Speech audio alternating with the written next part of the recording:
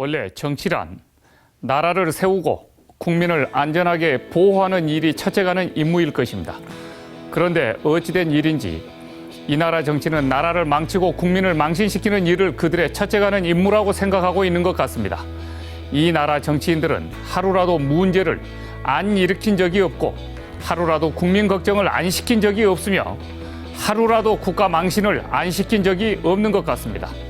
부도덕한 정치인들 때문에 이 나라 도덕의 기강이 무너지고 있고 무책임한 정치인들 때문에 지도자의 책임 의식과 의무감이 사라지고 있으며 갈수록 탈법과 불법이 준법과 법치를 이기는 세상이 열리고 있습니다.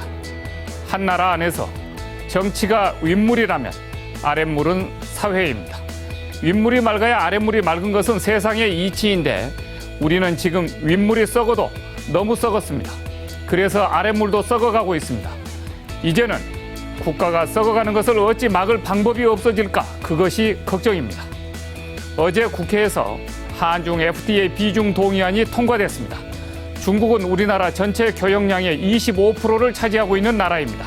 그런 점에서 중국과의 FTA 비중 동의안이 처리된 것은 만시지탄이지만 다행스러운 일이라 하지 않을 수 없습니다.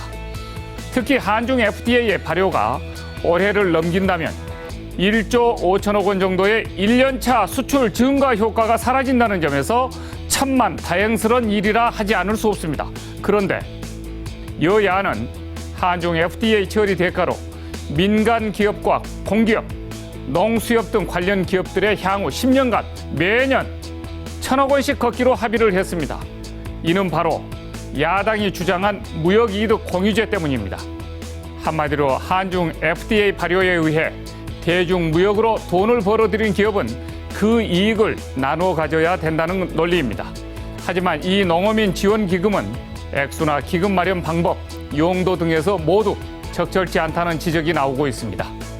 말은 자발적 기부 형식이라지만 결국 기업에게 할당되는 준조세가 될 것은 불을 보듯 뻔합니다. 이는 중국의 저가 공세로 피해가 우려되는 중소기업과의 형평에도 맞지 않습니다.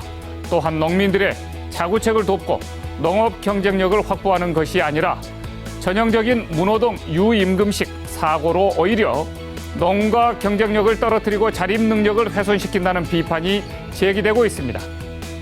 1994년 우루과이 라운드 이래로 200조 원에 이르는 농가 보조금을 지원했지만 농가의 연평균 소득은 3천만 원 수준입니다.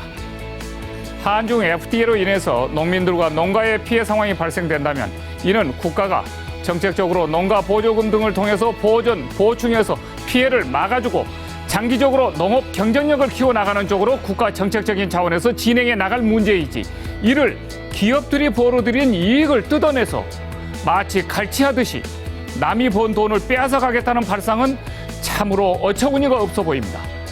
특히 이런 어처구니 없는 일들이 발생한 근저에는 정치인들의 인기 영합적인 파퓰리즘과 국회 선진화법이 자리 잡고 있습니다.